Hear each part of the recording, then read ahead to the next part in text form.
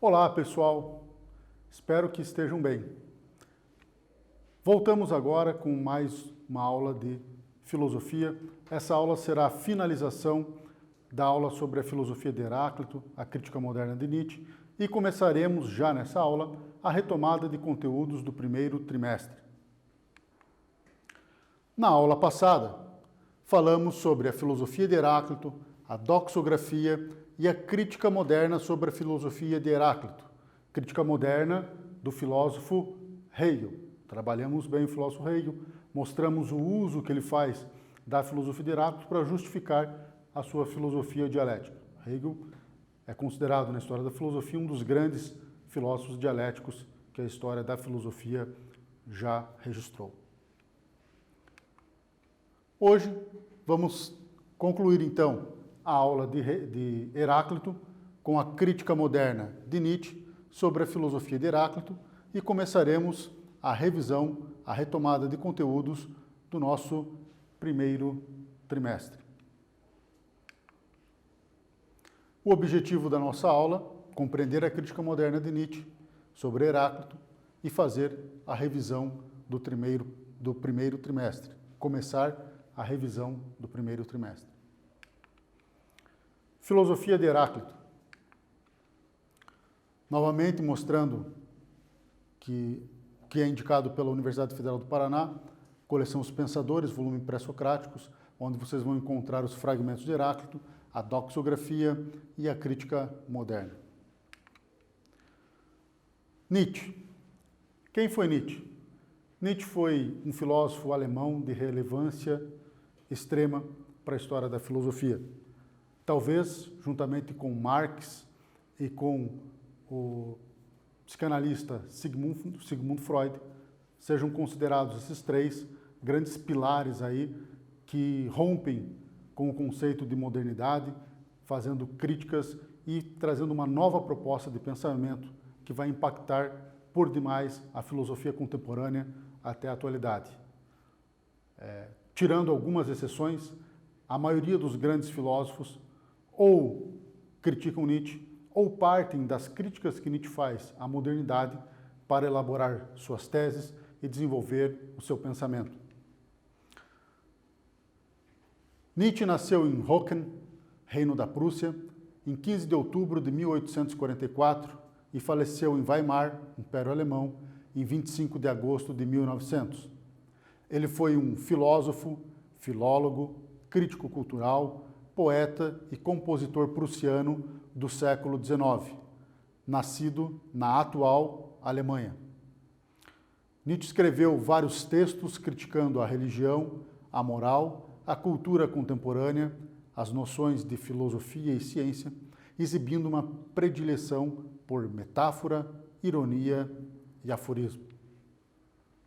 Então, pessoal, o Nietzsche também vai marcar a história da filosofia não só pela crítica filosófica e crítica à cultura ocidental de maneira geral, quando ele fala de ciência e religião, mas também pelo seu estilo de escrita.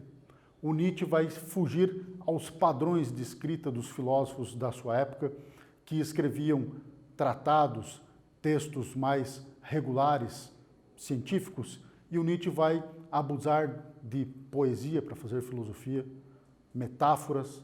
O Nietzsche vai escrever muitos livros com aforismos, né, com pequenos fragmentos. Então, não só a filosofia dele, a crítica cultural marca a história da filosofia, a história ocidental em geral, como também o seu estilo, o jeito literário que ele escreve, como que ele utiliza fragmentos, metáforas e poesia para produzir a sua filosofia e a sua crítica à cultura ocidental. Crítica moderna de Heráclito, feita por Nietzsche. De acordo com Nietzsche, e ao contrário de Hegel, pessoal, super importante, Nietzsche é o oposto de Hegel, tanto na sua filosofia quanto na sua análise de Heráclito. Enquanto Hegel vai pegar Heráclito para justificar a sua filosofia dialética, para justificar sua tese de que o mundo é um processo e que vai culminar no espírito absoluto, numa verdade absoluta, Nietzsche se posicionará ao contrário. Não defenderá uma filosofia dialética, não defenderá um grande processo, muito menos Nietzsche pretende chegar a uma verdade absoluta. Pelo contrário, Nietzsche vai criticar essas ideias de verdade absoluta, seja pela religião, seja pela ciência e outros detalhes que quem for explorar a obra de Nietzsche vai perceber. De acordo com Nietzsche, e ao contrário de Hegel, Heráclito tinha a intuição como base à sua concepção de realidade, efetividade, sendo alheio a qualquer traço lógico e conceitual das representações. Sob a intuição, para Nietzsche, Heráclito expressa uma compreensão do mundo presente como movediço e multiforme a partir da experiência. Experiência essa que só se faz possível pelas suas condições suscitadas pelo tempo e pelo espaço. Nietzsche, ao contrário de Hegel, Hegel vai escrever uma lógica para justificar a dialética, para justificar esse processo que leva ao espírito absoluto, que é o desenvolvimento do espírito absoluto. Nietzsche vai fazer o contrário. Nietzsche se volta aos gregos para pegar o quê? A questão da arte. As primeiras obras de Nietzsche focam muito na arte da antiguidade clássica grega. Nietzsche vai trabalhar os conceitos estéticos, artísticos de Apolíneo e Dionísio. E é justamente a partir desse confronto estético dos conceitos de Apolíneo e Dionísio é que Nietzsche fará uma crítica a toda a filosofia moderna que o antecedeu. Basicamente, como já disse, uma crítica à cultura ocidental que ele viveu, do tempo presente dele. De acordo com Nietzsche, Heráclito, ao conceber o tempo independentemente de toda a experiência, evidencia a importância da representação intuitiva e a relatividade de ser na medida em que a intuição é condicionada pela ação, assim como no espaço e no tempo. Assim, a essência material do ser está na mudança regular em que uma parte da matéria está em relação à outra. Nesse final do trecho do Nietzsche interpretando Heráclito, podemos ver que o Nietzsche não vai estar preocupado em usar o Heráclito para formar um sistema, uma lógica dialética, mas sim usar o Heráclito nessa relação entre Apolíneo e Dionisíaco, aonde ele vai mostrar o quê? Que justamente pelo mundo ser esse constante devir, justamente pelo homem não ter domínio do tempo, não ter domínio da vida, não ter domínio daquilo que se chama physis, como nós já vimos, que os gregos vão chamar de physis, natureza, é que a vida não pode ter uma verdade absoluta a ser atingida, ou um espírito absoluto, como queria Hegel. Essa crítica à noção de verdade absoluta, seja ela uma verdade absoluta proposta pela ciência, e o Nietzsche viveu uma época de um otimismo científico, final do século XIX, o pessoal achava que a ciência iria resolver tudo. Tem uma corrente que nós vamos ver depois, chamado positivismo, ou que alguns até já viram, que o positivismo vai retratar esse otimismo com relação à ciência, que a ciência poderia resolver todos os problemas da humanidade. E o Nietzsche vai se voltar para os gregos e vai dizer, não, a ciência não consegue fazer isso. Isso é uma ilusão. Isto é um grande engodo. Pessoal, agora façam a atividade e nós já voltamos.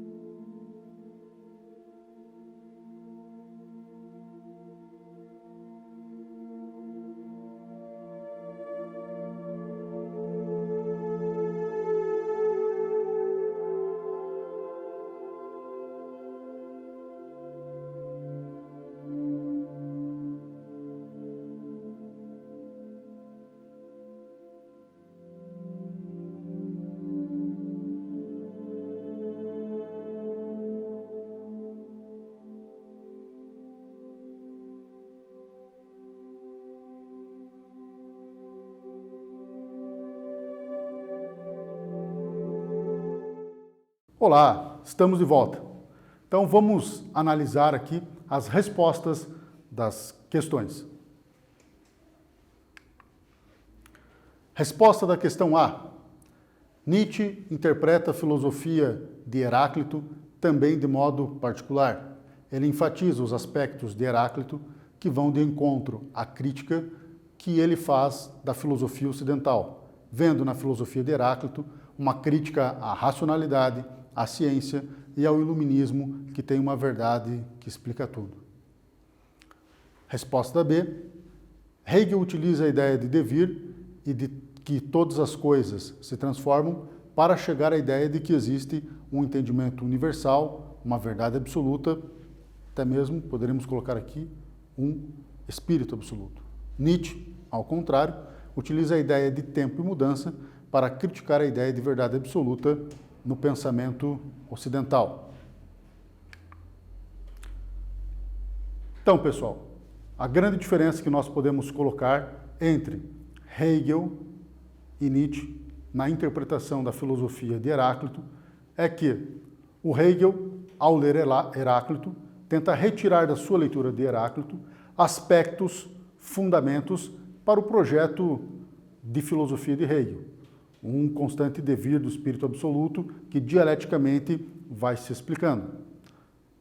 Nietzsche, ao contrário, usa esse pensamento de Heráclito, especialmente a noção de devir, de que tudo muda, para fazer a sua crítica à noção de verdade da cultura ocidental, especialmente a noção de verdade nas ciências, naquele otimismo científico caracterizado pelo positivismo que estava no auge enquanto Nietzsche produzia a sua filosofia. Crítica moderna. Bem, o que entender da crítica moderna? As explicações sobre a filosofia de Heráclito, feitas pelos filósofos Hegel e Nietzsche, nos colocam em contato com dois grandes filósofos e nos permitem pensar como a filosofia de Heráclito pode ser reinterpretada para explicar as questões do século XX e XXI. Então, qual que é o principal objetivo da crítica moderna, pessoal? Eu creio que é o objetivo do pessoal do vestibular da Federal ter incluído elas. Eles poderiam ter colocado só os fragmentos, só as doxografias. É mostrar que os pré-socráticos, no caso aqui especial Heráclito, são filósofos que vão deixar marcas e vão ser interpretados, reinterpretados e criticados até os dias de hoje, seja na concepção moderna, na concepção que se chama pós-moderna, na nossa atualidade. Resumindo, Hegel interpreta Heráclito como filósofo do devir para inseri-lo no seu sistema de pensamento, que defende uma verdade absoluta. Nietzsche interpreta Heráclito para, a partir de seus aforismos sobre tempo e mudança, criticar a ideia de verdade absoluta no pensamento ocidental. Com esse resumo, concluímos a questão da crítica moderna feita ao filósofo Heráclito e finalizamos as nossas considerações sobre o Heráclito de Éfeso, que será cobrado no vestibular da Universidade Federal do Paraná. Agora, revisão de filosofia da ciência. Termos importantes. Você se lembra dos conceitos de epistemologia, indução e dedução? Sim ou não? Se você lembra desses conceitos, faça agora a atividade e já nós retornamos.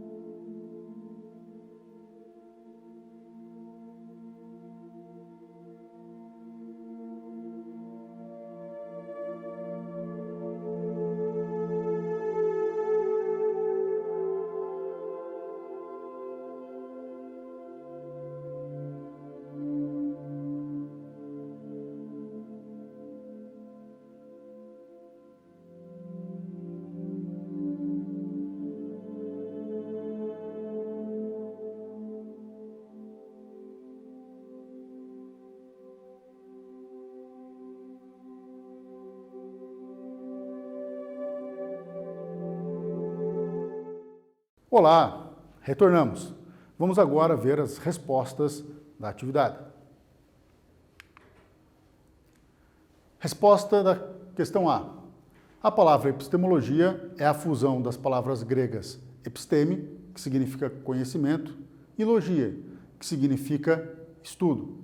Assim, epistemologia é o estudo do conhecimento, de suas fontes e de como ocorre sua aquisição.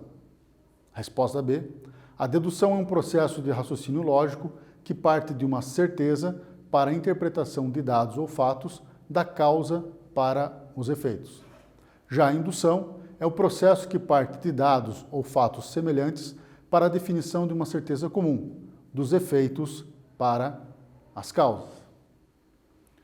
Pessoal, esses três conceitos, epistemologia, dedução e indução, são conceitos que vão permear e até ser uma espécie de pré-requisitos, de fundamentos que nós temos que ter em mente, decorados, creio eu, para analisarmos ou querermos discutir, debater o que é ciência, qual a função da ciência, como nasceu a ciência, ou até mesmo fazer uma análise da história da ciência desde a antiguidade clássica, com Platão e Aristóteles, quando você começa a ter, ou começa a se tentar a ter uma definição de ciência, até os dias de hoje, com a noção que nós temos de ciência hoje, que nós podemos perceber em estudos publicados em revistas, em jornais, etc.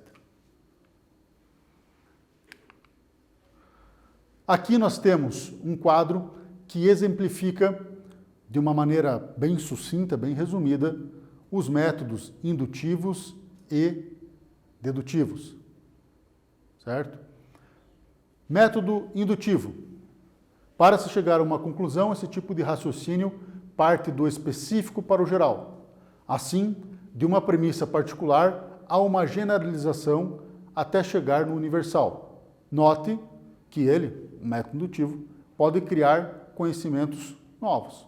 Exemplo: todo gato é mortal, todo cão é mortal, todo pássaro é mortal, todo peixe é mortal. Logo, todo animal é mortal.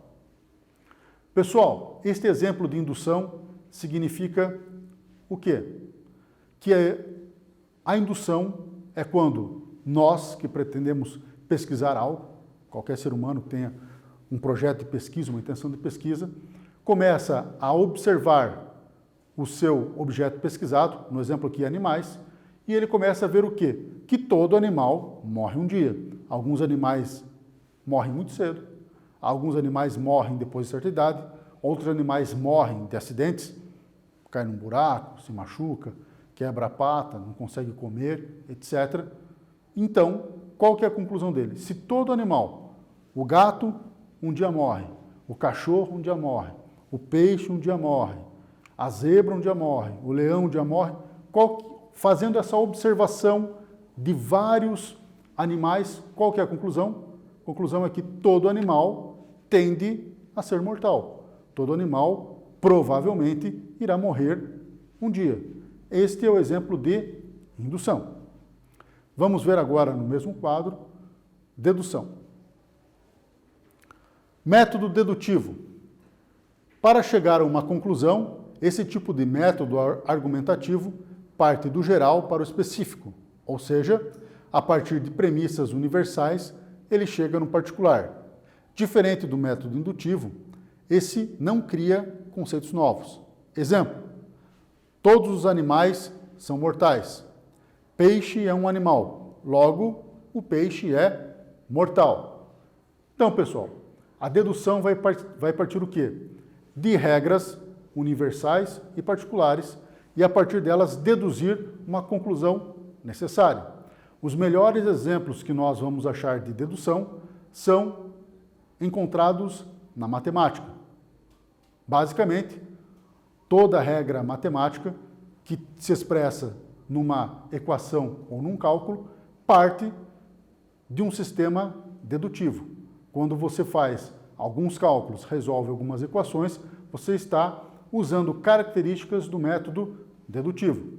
A maioria dos lógicos, dos filósofos que estudam lógica, usam a matemática como o maior exemplo de questões dedutivas, de raciocínios dedutivos. Racionalismo e empirismo. Você se lembra desses termos? O que é racionalismo? Parece lembrar uma palavra que nós usamos muito na filosofia. E empirismo? Empirismo se relaciona ao quê?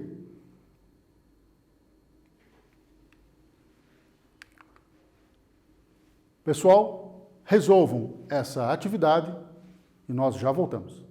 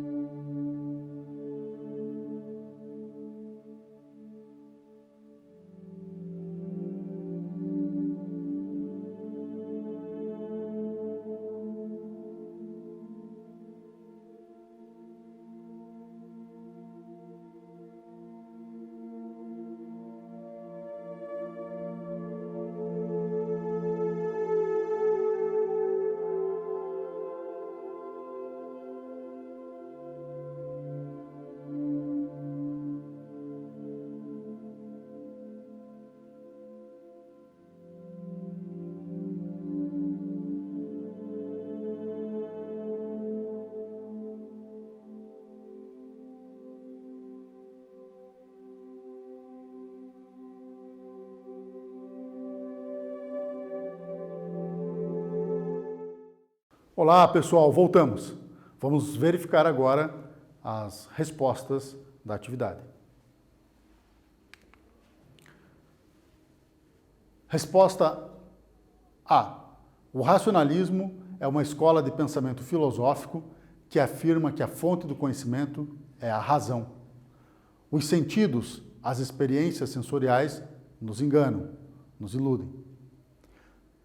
O empirismo é uma escola de pensamento filosófico que afirma que a fonte do conhecimento é a experiência.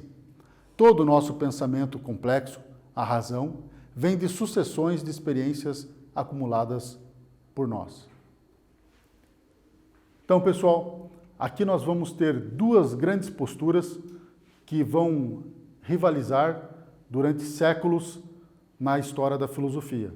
A postura racionalista, todo conhecimento provém da razão, da nossa mente, e a postura empirista, muito difundida na cultura britânica. Os grandes empiristas que rivalizaram e fizeram grandes embates com os racionalistas, na sua maioria eram ingleses. David Hume, John Locke e Berkeley, todos eles ingleses britânicos. O David Hume, salvo engano, escocês. Então, a tradição empirista fica muito forte e arraigada por séculos nas ilhas britânicas, enquanto França e Alemanha acabam tendo maiores expoentes na parte do racionalismo. E essas duas correntes vão entrar num embate muito forte. O que é o conhecimento verdadeiro? É o conhecimento racional ou é o conhecimento adquirido pela experiência? Qual a verdadeira fonte de aquisição do conhecimento?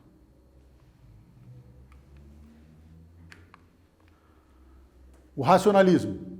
O racionalismo acredita que existe um conhecimento inato e que podemos chegar à verdade apenas pelo exercício da nossa razão, antes mesmo da experiência sensorial. Um exemplo disso seria a matemática, onde não precisamos confiar em nossos sentidos para estabelecer que 2 mais 2 é igual a 4. O conhecimento inato seria uma forma superior de conhecimento, que nos dá acesso a uma verdade mais substancial que transcende o mundo cotidiano. Então, pessoal, no racionalismo, todas as regras lógicas, todas as regras mentais que partem da mente humana é que serão valorizadas, serão consideradas o ponto de apoio para se conhecer o mundo. Então, pelo racionalismo, o mundo ele passa a ser o quê?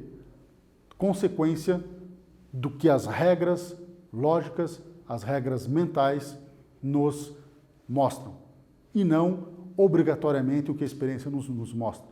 É óbvio que um racionalista não vai ignorar a experiência, não vai dizer que você não sente frio, ou não sente calor, ou não passa por experiências emocionais. Ele vai admitir que existem essas experiências. Só que ele vai dizer o quê? Que a experiência não é sólida para se produzir um conhecimento duradouro que possa virar ciência, filosofia, etc. Empirismo. Como filosofia, é aliada da metodologia das ciências naturais. E o único tipo de conhecimento que importa para o empirista é aquele que pode ser formalmente medido ou verificado.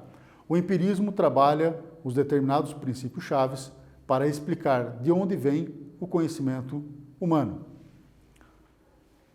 Ou seja, pessoal, o empirismo vai ter o critério da experiência. Todo o nosso conhecimento começa pela experiência. São os filósofos empiristas que vão partir daquele pressuposto, exemplo às vezes muito dados na educação, de que a mente de uma criança é uma folha em branco. E conforme a criança vai tendo experiências sociais, criando a linguagem, tentando se comunicar, e tudo isso vem da experiência dela, essa folha em branco, que é a mente, vai sendo preenchida. E a partir dessas experiências é que o cérebro desenvolve conhecimentos, desenvolve raciocínios, desenvolve teorias. Então os empiristas também, quando a gente fala que a fonte do conhecimento para o empirista é a experiência, não significa que eles neguem teses científicas, que eles neguem pensamentos abstratos. Eles vão dizer, não, ok, o ser humano tem pensamentos abstratos, o ser humano produz teoria, mas tudo isso vem porque ele teve dezenas, centenas, milhares de experiências acumuladas que permitem a ele produzir tudo isso daí. Os empiristas acreditam que nossas ideias vêm unicamente da experiência sensorial. Essas ideias podem ser simples ou complexas e fazem uso de nossos 5 sentidos: tato, paladar, olfato, audição e visão. Ideias simples são aquelas que usam apenas um dos 5 sentidos para estabelecer a percepção, como, por exemplo, saber que o açúcar é doce. Já as ideias complexas usam mais de um dos 5 sentidos para obter a percepção mais detalhada, como saber que o açúcar, além de doce, é branco, granulado, etc. Aqui temos uma tabelinha racionalismo, empirismo, definição. Racionalismo é uma teoria filosófica que se baseia na afirmação de que a razão é a fonte do conhecimento. O empirismo é uma teoria filosófica baseada na ideia de que a experiência é a fonte do conhecimento. Intuição. Os racionalistas acreditam em intuição, os empiristas não acreditam. Ideias inatas. Os indivíduos têm conhecimentos inatos, conhecimentos que já estão dentro da mente dele. Os empiristas, os indivíduos não possuem nenhum conhecimento inato. Todo conhecimento é gerado pela experiência. De onde vem o conhecimento? Para o racionalista, o conhecimento é baseado na razão e na lógica. Para o empirista, o conhecimento é baseado na experiência. Princípios chaves. Racionalista. Dedução, conhecimento inato e razão. Princípios chaves do empirista. Indução e experiências sensoriais. Principais teóricos do racionalismo: Platão, Descartes, Leibniz e Noam Chomsky. Principais teóricos do empirismo: Berkeley, Locke e Hume. Pessoal, agora façam essa atividade e já retornamos.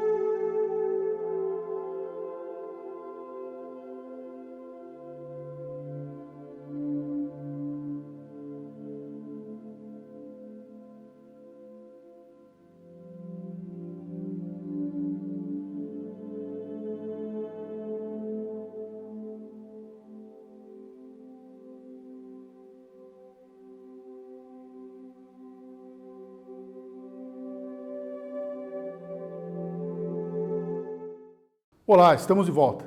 Vamos analisar as respostas. Pessoal, na questão A, o que é o importante falar? Que o racionalismo parte das ideias inatas, a dedução é o método que eles mais usam e os princípios matemáticos são o grande exemplo da dedução. Na resposta B, os empiristas acreditam que as ideias vêm unicamente da experiência, usam a indução como o principal método para a aplicação das suas experiências para se chegar às regras gerais. Resumindo o que vimos hoje, Hegel interpreta Heráclito como filósofo do devir para inseri-lo no seu sistema de pensamento que defende uma verdade absoluta. Nietzsche interpreta Heráclito para, a partir de seus aforismos sobre o tempo e mudança, criticar a ideia de verdade absoluta no pensamento ocidental. Epistemologia é o estudo do conhecimento, suas fontes e como ocorre a sua aquisição. Dedução é a aplicação de princípios concretos para tirar uma conclusão e a indução é a aplicação de princípios que pela experiência se pode chegar às regras gerais. Racionalismo afirma que a fonte do conhecimento é a razão, empirismo afirma que a fonte do conhecimento é a experiência sensorial. Pessoal, muito obrigado e até a próxima.